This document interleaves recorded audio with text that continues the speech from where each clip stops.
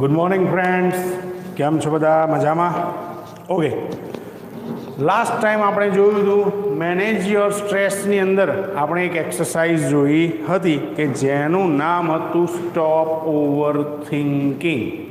Stop over thinking દ્વારા આપણને એવી સલાહ સૂચના મળે છે કે આપણે વધુ પડતા જેટલા વિચારો કરીશું તેટલા જ નકારાત્મક વિચારો આપણી અંદર ઉત્પન્ન થશે અને તેના કારણે આપણે જે પણ કામ કરીશું તેમાં આપણે ઉતાવળ કરીશું. ખરેખર ત્યાં મોડું થયું હોતું નથી, પરંતુ આપણે વિચારોની અંદર ખોવાયેલા હોવાથી આપણા વિચારો આપણા કરતાં 10 ગણી ઝડપથી આગળ દોડી રહ્યા હોય છે. માટે કોઈ પણ કામ ઉતાવળથી કરવું ન જોઈએ, સાથે સાથે આવા વિચારો પણ કરવા જોઈએ નહીં.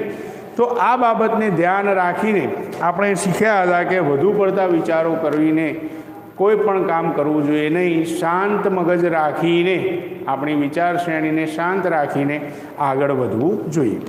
ત્યારબાદ બીજી એક્સરસાઇઝ છે સેલ્ફ હાઇપ્નોસિસ. પોતાની જાતે શું લાવવી? હાઇપ્નોસિસ એટલે જાગૃતતા લાવવી. આપણે પોતે જ જાગૃત થવું જોઈએ.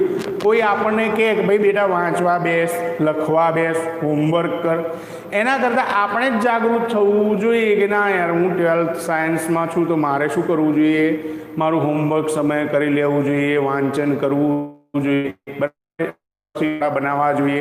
આવી કોઈ ટીચર કે કોઈ પણ ઘરના ફેમિલી મેમ્બર્સને કોઈએ આવી શું ન કરવી જોઈએ? જાગૃતતા લાવવાનો કોઈ પ્રયત્ન કરવો જોઈએ નહીં. આપણે જાતે જ આપણે શું કરવું જોઈએ? એમાં જાગૃતતા લાવવી જોઈએ. હવે જો કોઈ પણ કાર્ય જેનાથી આપણે સ્ટ્રેસ અનુભવીએ છીએ તો સ્ટ્રેસ અનુભવતા હોય ત્યારે કેવી જાગૃતતા લાવવી જોઈએ તે અહીંયા દર્શાવેલું છે કે સ્ટ્રેસને દૂર કરવા માટે કયા પ્રકારની જાગૃતતા લાવવી જોઈએ. તો અહીંયા એકાગ્રતા લાવવી તે ખૂબ જ જરૂર છે. જો તમારામાં એકાગ્રતા નહીં હોય, બરાબર છે, તો ત્યારે તમે કોઈ પણ કાર્ય સફળ રીતે કરી શકશો નહીં, અથવા તો તે કાર્ય કરશો પણ તેમાં શું લાગશે? વધારે સમય લાગશે. આપણે આગળ જોઈ ગયા છીએ. તો અહીંયા સેલ્ફ હાઇપ્નોસિસ એટલે સ્વયં જાગૃતતા લાવવી અથવા પોતાની અંદર બદલાવ લાવવો એ ખૂબ જ જરૂરી છે. You can use this self hypnosis. તમે આ સેલ્ફ હાઇપ્નોસિસ એટલે કે સ્વયં જાગૃતતા લાવવાની પ્રક્રિયાનો ઉપયોગ કરી શકો છો. State two relieve mental stress. Relieve એટલે શું થાય? રાહત મેળવવી અથવા થવી. તો આપણા મગજની અંદર રાહત મેળવવા માટે, એક રાહતને સ્થિત કરવા માટે અહીંયા આપણે માનસિક રાહત મેળવવા માટે, માનસિક તણાવમાંથી રાહત મેળવવા માટે સેલ્ફ હાઇપ્નોસિસનો ઉપયોગ કરી શકીએ છીએ. Try the following exercise. નીચે દર્શાવેલી એ એક્સરસાઇઝને તમે અનુસરો અને તેને અનુસરવાનો પ્રયત્ન કરો. It becomes easier with your eyes closed. આ એક્સરસાઇઝ, આ કસરત જે છે, માનસિક કસરત, તે તમારી આંખો બંધ રાખીને કરશો તો ઇટ બીકમ વેરી ઇઝીયર. તે થોડી શું બની જશે? સરળ બની જશે. આપણે મંદિરમાં જઈએ છીએ તો દરેક જણ શું કરે? આંખો ખુલ્લી રાખીને ભગવાનને પ્રાર્થના કરતા નથી, આંખો બંધ કરીને પ્રાર્થના કરીએ છીએ. કેમ? કારણ કે આપણે એકાગ્રતા સાધીએ છીએ. જે પણ દેવી દેવતાને માનતા હોય, જે પણ દેવી દેવતાના મંદિરમાં ગયા હોય તો તેની મૂર્તિ આપણી આંખો બંધ હોવા છતાં પણ આપણે જોઈ શકીએ છીએ. કેમ? કારણ કે આપણી આંખો બંધ છે, માટે આપણે એકાગ્રતા સાધી રહ્યા છીએ. સાધુ મુનિઓ હતા પહેલાંના જમાનામાં, બરાબર છે, ઘણા વર્ષો સુધી તે લોકો શું કરતા હતા? તપ કરતા હતા, ધ્યાન મગ્ન થઈ જતા હતા એકદમ, બરાબર છે. એની આજુબાજુ પ્રાણીઓ આવીને બેસી રહેતા, જતા, ભૂખ્યા રહેતા, પણ તેમ છતાં તે લોકો વર્ષો સુધી શું કરતા હતા? તપ કરતા હતા. હજી પણ કરે છે. તો આ વસ્તુ ધ્યાન ઉપર આધારિત છે. તો અહીંયા તમારી આંખો બંધ કરીને જો આ એક્સરસાઇઝ કરશો તો ઇટ બીકમ ઇઝીયર. તે કેવી બની જશે? થોડી સરળ બની જશે. Okay. Settle back in a chair. Settle back એટલે ટેકો દઈને બેસવું. ઇન અ ચેર એટલે ખુરશીમાં. ખુરશીમાં ટેકો દઈને બેસો. And close your eyes. તમારી આંખોને બંધ કરી દો. Start counting backward. ઊંધી ગણતરી કરવાનું શરૂ કરો. કાઉન્ટિંગ કરવું એટલે શું કરવી? ગણતરી કરવી. પણ કેવી કરવાની છે? બેકવર્ડ એટલે શું થાય? પાછળથી. આપણે 1 to 100 ગણીએ એની જગ્યાએ 100 to 1 સુધી ગણવાની છે બેકવર્ડ. તો અહીંયા બેકવર્ડ કાઉન્ટિંગ શરૂ કરો ફ્રોમ 99 to 70. 99થી લઈને 70 સુધી એટલે કે 30 આંકડાનું શું કરો? કાઉન્ટિંગ કરો, બેકવર્ડ કાઉન્ટિંગ.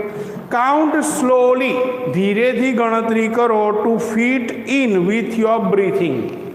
જેટલી તમારી શ્વાસોશ્વાસની પ્રક્રિયા છે, શ્વાસ અંદર જાય, શ્વાસ બહાર આવે, એને શ્વાસોશ્વાસની પ્રક્રિયા કહીએ છીએ. તો એની જેટલી ઝડપ છે તેની સાથે ફિટ થાય, એની સાથે મેળ ખાતું હોય તેવી રીતે તેટલી ઝડપથી તમે શ્વાસોશ્વાસ લેવાની અહીંયા પ્રક્રિયા કરો. નાઉ કાઉન્ટ ડાઉન ફ્રોમ 69 to 30. 70 અટક્યા હતા, હવે ફરીથી શું કહે છે?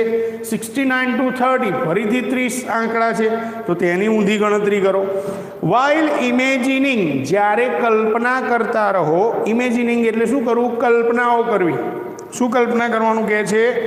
વોકિંગ ડાઉન, તમે ચાલીને નીચે જઈ રહ્યા છો. વોકિંગ ડાઉનનો મતલબ શું થાય? નીચે ઉતરવું, ચાલીને નીચે જવું. તો વોકિંગ ડાઉન ધ સ્ટેપ્સ, તમે પગથિયા ઉતરીને નીચે જઈ રહ્યા છો.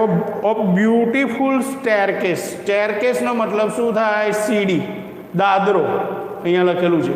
તો સરસ મજાની એક સીડી છે, તેના દાદરાને, તેને સીડીના પગથિયાને તમે નીચે ઉતરીને જઈ રહ્યા છો. ફીલ યોર સેલ્ફ, તમારી જાતે અનુભવો. વોકિંગ ડાઉન, કે તમે નીચે ઉતરી રહ્યા છો. In time with your breathing, તમારી ઉતરવાની ઝડપ પણ કેટલી છે? તમારી બ્રીથિંગ પેટર્નની જેટલી ઝડપ છે, જેટલી તમારી શ્વાસોશ્વાસની ઝડપ છે, એટલી જ ઝડપથી તમે નીચે ધીરે ધીરે ધીરે ઉતરી રહ્યા છો. See the beautiful grand staircase. C એટલે જો, બ્યુટીફુલ એટલે સુંદર, ગ્રાન્ડ સ્ટેરકેસ એટલે ભવ્ય સીડી અથવા ભવ્ય દાદરો. સ્ટ્રેચિંગ અહેડ ઓફ યુ, તમારી આગળ દૂર સુધી. સ્ટ્રેચિંગ અહેડ, આગળ લંબાવેલો છે એ દાદરો કે સીડી. જેમ મોટા મોટા મોલમાં સીડી હોય છે એવી જ એક સીડી છે કે જે ખૂબ દૂર સુધી લંબાવેલી છે. Imagine the steps are carpeted. Imagining એટલે કલ્પના કરો, ઇમેજિન કરો કે ધ સ્ટેરકેસના સ્ટેપ્સ, જે પગથિયા છે, તે આર કાર્પેટેડ, તેના ઉપર જાજમ બિછાવેલી છે. આપણે ફિલ્મોમાં જોઈએ છે, મોટી મોટી હવેલીઓ કે મોટા પહેલાંના જમાનાના જે શૂટિંગ્સના સીન્સ હતા એમાં હવેલીમાં પગથિયા હોય તો એમાં શું કરેલું હોય? વચ્ચે લાલ પટ્ટો જાજમ જેવો બિછાવેલો હોય, મખમલી, રાજા મહારાજાઓની હવેલીઓમાં, બરાબર છે. તો એવી જ રીતે ઇટ ઇઝ કાર્પેટેડ, તે શું કરેલા છે? દે આર કાર્પેટેડ, તે પગથિયાને જાજમ પાથરેલી છે.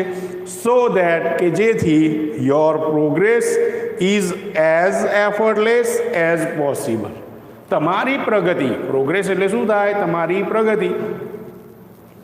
ઇઝ એઝ એફર્ટલેસ, તે તેટલી જ સરળ બની જાય. એઝ પોસિબલ, જેટલી શક્ય હોય તેટલી. એઝનો ઉપયોગ થયો છે, બરાબર છે. તો અહીંયા કમ્પેરિઝન આવશે કે તમારી પ્રગતિ એટલી સરળ બની જાય કે જેટલી, અહીંયા કહે છે કે તમે પ્રગતિ કરતા હોય તે એકદમ સરળ બની જવી જોઈએ. તો અહીંયા આ રીતે ત્યાં સરસ મજાની જાજમ પાથરેલી છે.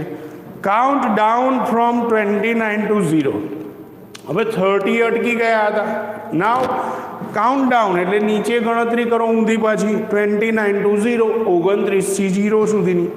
વાઇલ ઇમેજિનિંગ, જ્યારે કલ્પના કરતા રહો.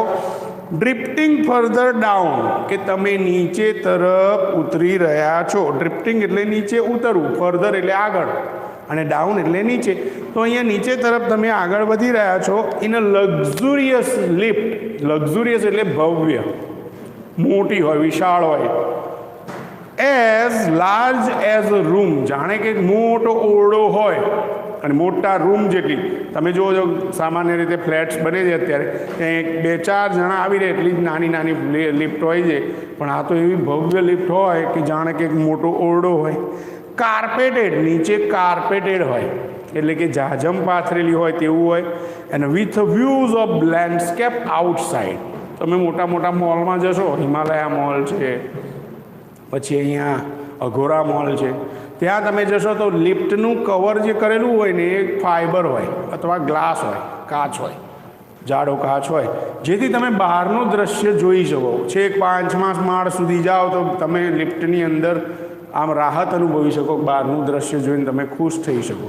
તો એવી રીતે with views of landscape outside. Landscapes એટલે શું થાય? ભૂપૃષ્ઠનું દ્રશ્ય, આજુબાજુ રહેલી જમીનનું જે દ્રશ્ય હોય બહારનું, તેને તમે તેમાંથી જોઈ શકો. એવી લિફ્ટમાં તમે શું કરી રહ્યા છો? ધીરે ધીરે નીચે ઉતરી રહ્યા છો. Watch the decreasing number. ઉપર નંબર દર્શાવતા અથવા તો સાઈડમાં પેલું જે બોર્ડ લગાવેલું હોય સ્વિચોનું, ત્યાં નંબર બતાવતું હોય. 10મા માળેથી ઉતરે એટલે 10, 9, 8, 7, 6, 5. અહીંયા આપણે જોઈએ છીએ કે નંબર ચેન્જ થતા હોય. તો અહીંયા વોચ ધ ડિક્રીઝિંગ નંબર. ડિક્રીઝિંગ એટલે ઘટાડો થવો. જે નંબરમાં શું થતો હોય? ઘટાડો થતો હોય. 10મા માળેથી લઈને 9, 8, 7, 6, 5 એવી રીતે ઘટાડો થતો હોય તેવા નંબરને જોતા રહો. Along with your breathing. Along એટલે ની સાથે, યોર બ્રીથિંગ એટલે તમારા શ્વાસોશ્વાસની સાથે તમે આ નંબરને બદલાતા જોઈ રહો, જે નંબર 0 સુધી જઈ રહ્યા હોય તેને. એઝ યુ અરાઇવ એટ 0, જેવા જ તમે 0 સુધી આવી પહોંચશો. અરાઇવ એટલે આવી પહોંચવું. જેવા જ તમે 0 સુધી આવી પહોંચશો, ધ લિફ્ટ ડોર્સ ઓપન. લિફ્ટના દરવાજા ખુલી જાય છે. And you enter a room. અને તમે એક એવા ઓરડામાં પ્રવેશ કરો છો ધેટ ઇઝ ફર્નિશ્ડ, જે સજાવેલો છે. ફર્નિશ કરેલું એટલે શું કરેલું હોય? સજાવેલું હોય. સરસ મજાનો સોફા સેટ હોય, શોકેસ હોય, બરાબર છે. તો આવી રીતે ફર્નિશ કરેલો છે. And just as you would like it. જેવું તમને પસંદ હોય. દાખલા તરીકે સોફાનો કલર આપણને પસંદ હોય, ત્યાં સરસ મજાની વોલ પેઇન્ટ કરેલી હોય, તો આવી રીતે એક એવા ઓરડામાં પ્રવેશ કરો છો કે જેવો તમને પસંદ હોય તેવી રીતે આખો ઓરડો સજાવેલો હોય. It was all your favourite things in it. And it was all your favourite things. ત્યાં તમારી બધી જ મનપસંદ વસ્તુઓ તેની અંદર છે. And it is totally private. Private એટલે કેવી છે? અંગત માલિકીની, આપણી પોતાની છે. તો અહીંયા આ બધી વસ્તુઓ આપણને મનગમતી છે. સરસ મજાનું એક શું કહેવાય, ગ્રામોફોન મૂકેલું હોય, આ બધી વસ્તુઓ સજાવેલી, ફૂલદાની મૂકેલી હોય, ફ્લાવર્સ હોય, સરસ મજાનો સોફા હોય, ટીપોય, આ બધી વસ્તુઓથી આખો રૂમ સજાવેલો છે. અને તેને આપણે જોઈને ખુશ થઈ જઈએ એટલો સરસ સજાવેલો છે. Find a comfortable chair. એક આરામદાયક ખુરશી શોધી લો, જેમાં આપણે શું કરી શકીએ? ટેકો દઈને શાંતિથી આરામ કરી શકીએ. ઇન યોર રૂમ, તમારા રૂમની અંદર. And settle back in it. તેમાં ટેકો દઈને પાછળ શાંતિથી બેસી જાઓ. બેઠા હતા ક્યાં? જ્યારે એક્સરસાઇઝની શરૂઆત થઈ ત્યારે ચેરમાં બેસીને એક્સરસાઇઝ શરૂ કરી હતી. આખી એક્સરસાઇઝ પૂરી થઈ ગઈ કલ્પનાઓમાં, અને ફરીથી પાછા ક્યાં આવી ગયા? ખુરશીની અંદર. Remain there. તમે ત્યાં સ્થિત રહો, ત્યાં હજુ સ્થિર રહો. ઇન યોર ઇમેજિનેશન, તમારી કલ્પનાની અંદર. Until you feel rested and refreshed. Until એટલે જ્યાં સુધી નહીં, જ્યાં સુધી તમે શું ના અનુભવો? રેસ્ટેડ, આરામના અનુભવો. અને રિફ્રેશ્ડ, રિફ્રેશ્ડ એટલે તાજગી. જ્યાં સુધી ફરીથી તાજગી ન અનુભવો ત્યાં સુધી ત્યાં તમે શું કરો? રિમેન રહો, એટલે કે સ્થિર રહો એ જ ઇમેજિનેશનની અંદર, તે કલ્પનાની અંદર. Then open your eyes again. અને ત્યારબાદ તમે તમારી આંખો ખોલો. તો તમે જે સ્ટ્રેસ અનુભવતા હશો, આ બધા વિચારોમાં કલ્પનાઓ કરતાં કરતાં જે ચક્કરમાં તમે ફર્યા તે ચક્રની અંદર આપણે બધી જ ચિંતાઓથી મુક્ત થઈ જઈએ છીએ. અને આપણું મગજ જે હોય છે ચિંતાજનક, ચિંતાથી ભરેલું, તે રિફ્રેશ થઈ જાય છે અને આપણે આરામ અનુભવીએ છીએ. તો આ રીતે સેલ્ફ હાઇપ્નોસિસ એટલે સ્વયં જાગૃતતા લાવી શકાય છે. ત્યારબાદ છે next exercise, the screen exercise. Screen એટલે પડદો. ફિલ્મની સ્ક્રીન જોઈએ છીએ આપણે, થિયેટરમાં સ્ક્રીન હોય છે, બરાબર છે. તો એવો સ્ક્રીન એક્સરસાઇઝ છે, એટલે કે પડદાનો ઉપયોગ કરીને, એક કાલ્પનિક પડદો છે તેનો ઉપયોગ કરીને આપણે એક કસરત કરી શકીએ છીએ. ફોર એક્ઝામ્પલ, તમે પણ અનુભવ્યું છે, તમારા કોઈ મિત્રની સમસ્યા હશે તો તમારી પાસે એના 10 ઉકેલ હશે. કેટલા હશે? 10. તમે 10 ઉકેલ લાવી શકશો, પરંતુ જ્યારે તમારી સમસ્યા હશે ત્યારે તમારા વિચારો આવતા બંધ થઈ જશે. ઓલવેઝ નેગેટિવ વિચાર આવશે. તમે કોઈ નિર્ણય લઈ શકશો નહીં. માટે અહીંયા આપણે એક એક્સરસાઇઝ દ્વારા સમજવાનું છે કે આપણે કોઈની મદદ લેવાની નથી. I don't have any expectation. કોઈની પણ મારે કોઈની શું નથી? આશા નથી. જે પણ સમસ્યા આવશે એનો નિકાલ હું જાતે જ લાવીશ, તેની સાથે સમાધાન કરી લઈશ જ્યારે તે આવશે ત્યારે. આગળ આપણે ભણ્યા હતા. તો અહીંયા પણ સ્ક્રીન એક્સરસાઇઝ દ્વારા આપણે એવું જ શીખવાનું છે કે જેની અંદર આપણે પોતે આપણી જે પરિસ્થિતિ છે તેમાં અન્ય કોઈ વ્યક્તિને મૂકીએ છીએ અને તે વ્યક્તિને કઈ સલાહ આપી શકે, આપણા મિત્રને, આપણા નાના ભાઈ બહેનને એ પરિસ્થિતિમાં હોત તો આપણે એને કેવી સલાહ આપત, એ સલાહને અનુસરીને એક કાલ્પનિક પડદો તૈયાર કરીને, સ્ક્રીન તૈયાર કરીને, જાણે કે એક નાટક જોતા હોય, ફિલ્મ જોતા હોય તેવી રીતે આખી પ્રક્રિયાને આપણે જોવાની છે અને સામેવાળા વ્યક્તિને આપણે શું સલાહ આપત તે સલાહને જાતે જ અનુસરીને આપણે સમસ્યામાંથી બહાર નીકળી શકીએ છીએ. તો આવી એક સ્ક્રીન એક્સરસાઇઝ આપેલી છે, જોઈએ. When emotions have taken you over, જ્યારે બધી જ લાગણીઓ તમારા ઉપર હાવી થઈ જાય છે. ટેકન યુ ઓવર એટલે શું થઈ જવું? તમારા ઉપર હાવી થઈ જવું. ઇટ બીકમ્સ નિયરલી ઇમ્પોસિબલ, તે ખરેખર અશક્ય બની જાય છે. ટુ થિંક ક્લિયરલી, કે તમે શું કરો? સ્પષ્ટપણે વિચાર કરો. Then it becomes very easy, અને ત્યારે તે એકદમ સરળ બની જાય છે. ટુ મેક અનવાઇઝ ડિસિઝન્સ, કે તમે અનવાઇઝ ડિસિઝન્સ એટલે મૂર્ખામી ભર્યો કેટલાક નિર્ણયો લઈ લો છો. Or to agree to something, અથવા કોઈ એવી વસ્તુ સાથે સહમત થઈ જાઓ છો which is not your advantage, જેમાં તમારો કોઈ ફાયદો હોતો નથી. તમે જુઓ છો, ખાસ કરીને સેલ્સમેન કોઈ વસ્તુઓ ખરીદવા ગયા હશો, તમારો બજેટ હશે 10,000ની વસ્તુ ખરીદવાનું, પણ તમે ત્યાં 10ની જગ્યાએ 11,000 કે 12,000 રૂપિયા ખર્ચીને આવશો. કપડાં લેવા ગયા હોય, આપણી પાસે 2,000-2,500 રૂપિયા, પણ આપણી ઈચ્છા શું હોય કે ભાઈ 2,000ની અંદર આવી જવા જોઈએ, પણ ત્યાં જોશો તો 2,500 પૂરા કરીને જ આવીશું. કેમ? સેલ્સમેન લોકોની આ ટ્રીક હોય છે. સેલ્સમેન લોકોની શું હોય? ટ્રીક હોય. પોતાની વસ્તુ શું કરે? વેચીને, ગમે તેમ કરીને ગ્રાહકને તે વેચીને જ રહે.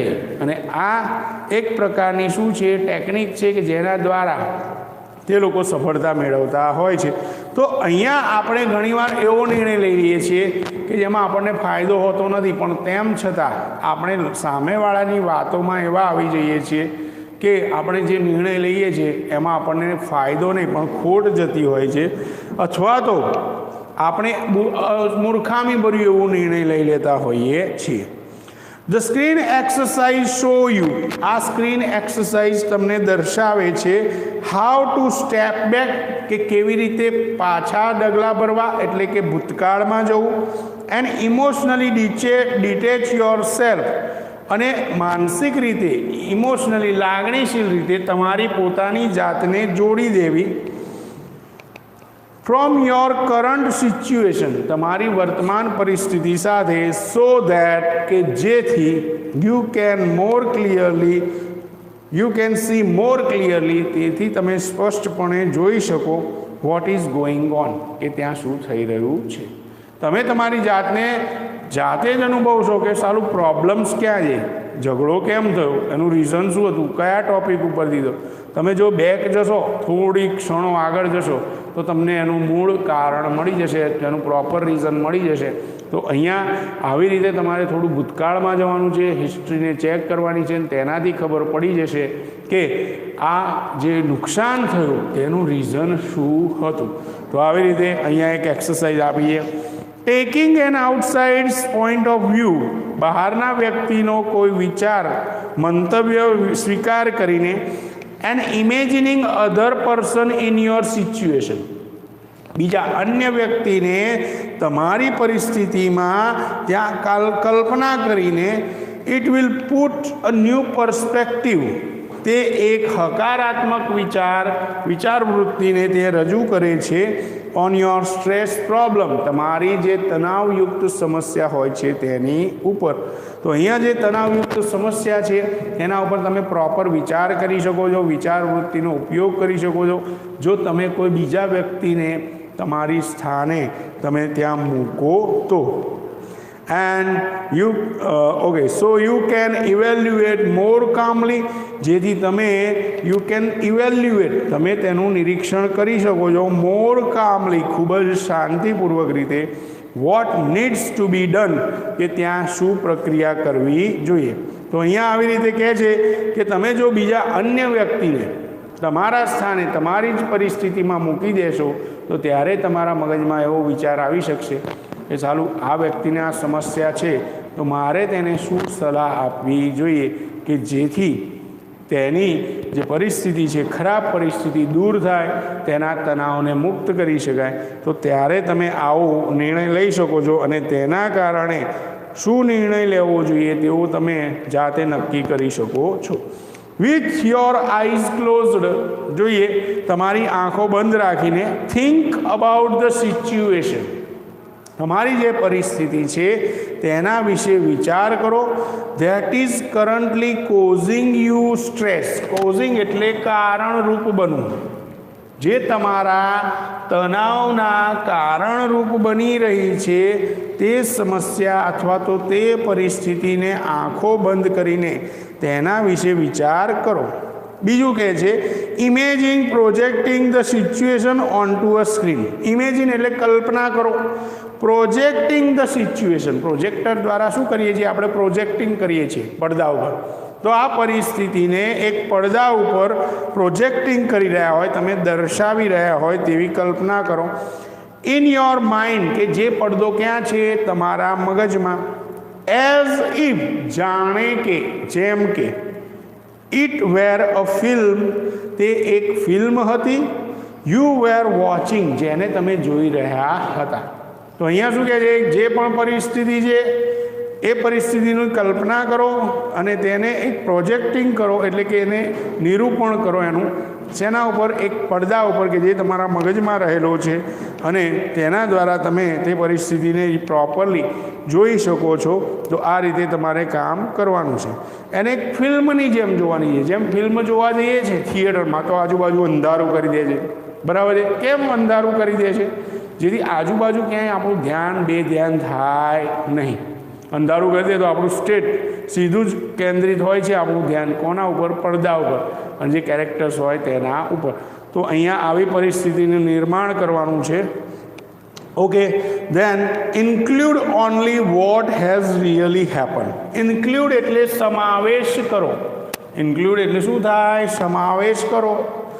Only what has really happen, અત્યારે હાલની પરિસ્થિતિમાં શું બન્યું છે તેનું જ નિરૂપણ કરો, તેને જ અહીંયા સમાવેશ કરો આ પડદા ઉપર, સ્ક્રીન ઉપર. Not what you are afraid might happen, તમે જે વસ્તુથી ડરી રહ્યા છો કે જે હવે થવાની છે એવી કલ્પના કરી રહ્યા છો, તો એ પરિસ્થિતિને આપણે દર્શાવવાની છે નહીં, પરંતુ એ પરિસ્થિતિને દર્શાવવાની છે કે જે આપણે શું કરી રહ્યા છીએ, અત્યારે હાલ અનુભવી રહ્યા છે, જેનો ડર લાગી રહ્યો છે કે હવે શું થશે, આના પછી શું થશે, તો એ પરિસ્થિતિને આપણે દર્શાવવાની છે નહીં. Replace your self in the film. Replace એટલે સ્થાન બદલી નાખો. કોનું? તમારું પોતાનું. ઇન ધ ફિલ્મ, આ ફિલ્મની અંદર, with someone else of the same gender. તમે પુરુષ હોય તો તમારા જેવા અન્ય વ્યક્તિ પુરુષને જ તમારા સ્થાને મૂકી દો. તમે એક સ્ત્રી તરીકે હો, છોકરી તરીકે હો, તો તમે ત્યાં એક છોકરીનું કેરેક્ટર તમારી જગ્યાએ મૂકી દો. તમારે ત્યાં સ્થિત રહેવાનું નથી. વોચ ધ ફિલ્મ, ત્યારબાદ આ ફિલ્મને જોયા કરો, જે પરિસ્થિતિનું સર્જન થયું છે તેને જોયા કરો. As an outside observer. Observer એટલે શું થાય? નિરીક્ષક. અને આઉટસાઇડ એટલે શું થાય? બહારનો. બહારનો કોઈ નિરીક્ષક હોય તેવી રીતે આ પરિસ્થિતિને જોયા કરો, એક ફિલ્મની જેમ. How do you feel about what is going on in the film. હવે આ ફિલ્મની અંદર આ પરિસ્થિતિમાં જે પ્રક્રિયા થઈ રહી છે, ઘટના થઈ રહી છે, તેના વિશે તમે કેવું અનુભવો છો.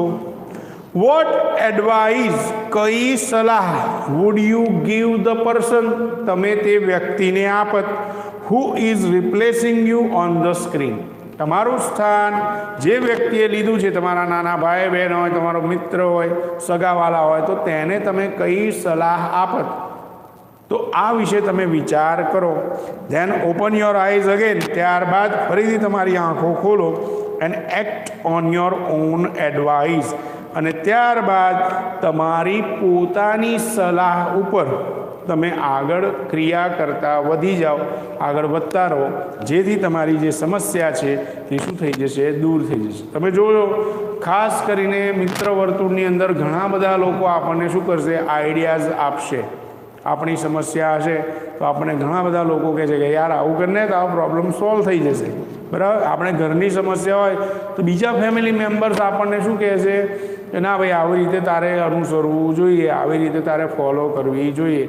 તો આપણને આ બધા લોકો સલાહ આપે છે, કંઈ આપણા કરતાં બુદ્ધિશાળી નથી, પણ પરિસ્થિતિ એવી છે કે જ્યાં આપણું મગજ વિચારવાનું શું કરી દે છે, બંધ કરી દે છે, જેના કારણે આપણે કોઈ પ્રોપર નિર્ણય લઈ શકતા નથી અને આપણે મૂંઝાઈ જઈએ છીએ કે ના, હવે મારી વિચારવાની ક્ષમતા રહી નથી, હવે હું કંઈ વિચારી શકીશ નહીં. અને જે પણ વિચારીશ એ નેગેટિવ થોટ્સવાળું હશે, નેગેટિવ વિચારોવાળું હશે, માટે આપણે ત્યાં હિંમત હારી જઈએ છીએ. જો આપણે સ્ક્રીન એક્સરસાઇઝનો ઉપયોગ કરીએ, આપણી જે પરિસ્થિતિ છે તેમાં અન્ય વ્યક્તિને મૂકી દઈએ, ખાલી કલ્પના જ કરવાની છે, બીજા કોઈને લાઈન બેસાડી દેવાનું નથી. લે ભાઈ મારી ખરાબ પરિસ્થિતિ છે, તું અહીં બેસી જા, મારી હાલત ખરાબ છે, તું અહીં આવી જા, હું તારી જગ્યાએ આવી જાઉં, એવું કંઈ કરવાનું છે નહીં. માત્ર માનસિક રીતે આપણા મગજના વિચારોની અંદર માત્ર કલ્પના કરવાની છે કે આપણી પરિસ્થિતિમાં અન્ય વ્યક્તિને મૂકીએ તો તે વ્યક્તિને પરિસ્થિતિમાં આપણે તેને શું સલાહ આપત, કારણ કે તે આપણો મિત્ર છે, નાના ભાઈ બહેન છે, કોઈ સગા સંબંધી છે, તો આપણે તેને પ્રોપર સલાહ આપત, યોગ્ય સલાહ આપત. માટે આ વસ્તુને ધ્યાનમાં રાખીને આપણે શું કરવું જોઈએ, તો તેને યોગ્ય સલાહ આપવી જોઈએ. અને તેને આપવાની નથી, પણ તે જ સલાહ જે આપી રહ્યા છીએ તેને આપણે અનુસરવાની છે. તો તેનાથી આપણને શું થશે, ઘણો બધો ફાયદો થશે, આપણો તણાવ જે છે તે દૂર થઈ જશે અને તેના કારણે આપણે મુશ્કેલ પરિસ્થિતિમાંથી સરળતાથી બહાર નીકળી જઈશું. લાસ્ટ વન બાકી છે, એન્ટિસિપેટિંગ સક્સેસ, એટલે કે સફળતાની કલ્પના કરવી. તે નેક્સ્ટ ટાઈમ ચલાવીશું. Till then take care, bye. આ જે સાયકોલોજીકલ યુનિટ્સ છે તમારા વાંચતા રહેજો. તમારી ભવિષ્યની જે પરિસ્થિતિઓ આવવાની છે, બધાને આવતી જ હોય છે કોમ્પ્લિકેટેડ થોડી, તો તે પરિસ્થિતિઓમાંથી જ્યારે તમે પસાર થતા હોય ત્યારે આવી એક્સરસાઇઝીસ, સાયકોલોજીકલ એક્સરસાઇઝીસ કહેવાય, જે મેન્ટલ ફ્લેક્સિબિલિટીની અંદર શું કરે છે, વધારો કરે છે, આપણી માનસિક ક્ષમતાને વધારે છે, જેનાથી આપણે કોઈ ખરાબ પગલાં લેવા જઈ રહ્યા હોય, જે નેગેટિવ વિચારો ઉત્પન્ન કરી રહ્યા હોય, તેને આપણે શું કરી શકીએ છીએ, દૂર કરી શકીએ છીએ. તો ખાસ તમને 12th વાળાને, કારણ કે હવે મેચ્યોર થઈ રહ્યા છો તમે ધીરે ધીરે, તો અહીંયા તમારે આ પ્રકારની એક્સરસાઇઝને ધ્યાનમાં લેવી જોઈએ અને વાંચન કરતા રહેવું જોઈએ, બરાબર છે. નેક્સ્ટ ટાઈમ મળીશું લાસ્ટ એક્સરસાઇઝ સાથે. Till then take care, by.